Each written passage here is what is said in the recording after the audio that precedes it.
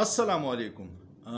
د مشهور شخصیاتو او واقعیاتو کم سلسله چې موږ شروع کړې وه پای کې درته نن د یو داسې شخصیت د ژوند کیسه وایم د کم په سر باندې چې امریکې 100 لکه ډالر انعام ایښودی و.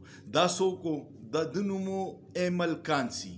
ډېر مشهور واقعه وه او ایمل کانسي څه چل کړی و چې امریکې د هغه په سر باندې 100 لکه ډالر انعام ایښودی.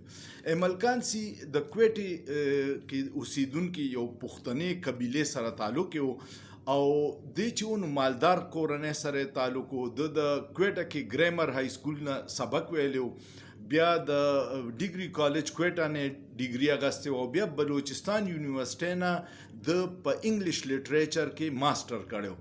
په 1991 کې دی لاړو امریکې ته. دی چې په یونیورسټۍ کې و نو دی د قوم پرست جماعتونو سره د تعلق و. د سټوډنټ یونین پالیټکس کې به یې ډېره بړ چړ کې حصه اخیسته او د دوی خاندان چې مو نو د دوی خاندان د پښتون د قوم پرست جماعتونه چې وو د باچا خان بابا او د عبدالصمد خان چکزی د هغوی سره یې نږدې تعلق و. دی په 1991 کې لاړو امریکې ته. یو دوست یې په ورجینیا کې ځان سره پیسې وړې وې، د وې کو څه کار مې شروع کو څه کاروبار دپاره او دغې دوران د په ویزټ ویزه باندې تللی و. بیا یې د سیاسي پناه دپاره هم درخواست ورکو کو چېرې دا ویزه زه اکسټینډ کوم نو چې هلته راته وخت میلاو شي. د ده ملګري چې وو په کمره کې د هغه نه چې بیا وروسته انټرویو واخیسته نو هغه وی چې دی خاموش طبع هلک و، خو ده چې به د فلسطین یا د عراق کې ظلم کتو پای به دی ډېر بېچینه کېدو. دلته کې مختلف واړه واړه کارونه کړي او د په کوریر کمپنۍ کې هم کار کړی او یو خیال دا و چې دی چېرته په کوریر کمپنۍ کې ده څه خطونه کولاو کړي چې په هغې کې دا د سی آی ای څه ریپورټس وو چې 15 مسلمانان سی آی ای والا مړه کړي او د هغې څه ریپورټ د ده د نظر نه تیر شوی و. والله عالم چې په دې کې څومره رښتیا ده، خو دا خبرې مختلف میډیا باندې په هغې ورځو کې چلېدې. بیا داسې چلو شو چې په 25 جنوري 1993 کې د ورجینیا یو علاقه ده لینګلی ورته وایي، په هغې کې د سی آی ای په دفتر باندې حمله وشوه او دومره لوی خبره وه چې یو کس فایرینګ وکړو او 15 کسان پکې ولګېد، 2 پکې مړه شو او 3 زخمیان شو. دا ایمل کانسي و او دی فوري بیا د امریکې نه په 2مه ورځ باندې راوتښتېدو. ده نه بیا تپوس کړی د بي بي سي نه چې دا تا ولې کړی وه، نو هغه وی چې زه به د مسلمانانو په ظلم ډېر خفه کېدم او زما 2 ځایونه ټارګېټ وو. اول ما سوچ وکړو چې د اسرائیل په سفارتخانه حمله وکړم او یا د سی آی ای په هیډ کوارټر. نو د سی آی ای هیډ کوارټر چې و هغې مخې ته مسلح خلک به نه وو، د هغوی سره ګارډ سره به وسله نه وه، نو ما د هغې انتخاب وکړو. دا واقعه د امریکې د ټول نه غټه واقعه چې د 9/11 د هغې نه 8 کاله مخکې شوې وه او دا دومره لوی واقعه وه چې امریکې ډېره پریشانه کړه چې سی آی ای په هیډ کوارټر فایرینګ. بیا هغې دپاره د اف بی آی یو ایجنټ چې و هغه مقرر کو، د هغه نوم و بریټلی ګریټ. بیا دا کیسه ډېره موده پس میډیا ته کوله چې موږ دې څنګه ونیو. هغه وایي چې ما ته دا تفتیش حواله شو، نو وایي ما د ورجینیا سره خواوشا ریاستونو کې ډیټا را جمع کړه چې دا په دې د ده چې حمله کړې وه ایمل کانسي په سی آی ای په هیډ کوارټر دا یې په کلاشنکوف کړې وه او 10 ګولۍ یې چلولې وې. د هغې ګولو خولونه دوی ته میلاو شوي او هغې ځای نه ورته فنګر پرنټ میلاو شوي. ده چې دا تحقیقات وکړو نو پته ولګېده چې په تیر یو کال کې 1000 کلاشنکوف یې په دې غیر چاپېره ریاستونو کې او په ورجینیا کې خرڅې شوي، خو یو کلاشنکوف د دې واقعې نه 3 ورځې مخکې خرڅ شوی او هغه چې د ډیټا راویسته نو د ایمل کانسي وه. بیا چې د هغه ایډرس واخیستو، د هغې رهایش ته لاړو، هلته یو پاکستاني رومیټ و، هغه نه معلومات واخیسته چې کمرې تالاشي واغسته، نو په یو بیگ کې یو تماچا او میگزین نور وروته او د صوفې د لاندې دا کلاشنکوف پروت و. دوی ته خو اندازه وشوه چې دا دی. بیا دوی د ایمل کانسي په سر باندې 100 لکه ډالرو انعام کېښودو. دنیا کې اشتهارونه دغه کړي چې دا سړی موږ ته وانټډ دی.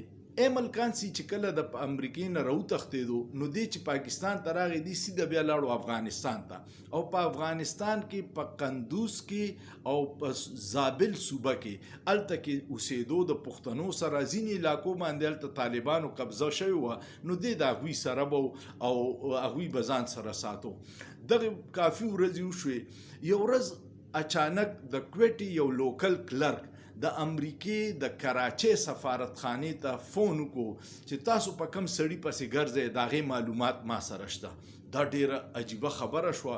فوري ادارې هلته ورسېدې او هغه ورته وویل چې هغه سړی دله زه یو خاص ځای ته راوستی شم خو زمونږ به پیسې لګي او تاسو له مونږه د هغې بیسک معلومات درکو. یو تازه تصویر یې ولې د ملکان سي ورکو او یو یې ولې یو ګیلاس ورکو چې په کم باندې د هغه فنګر پرنټ و.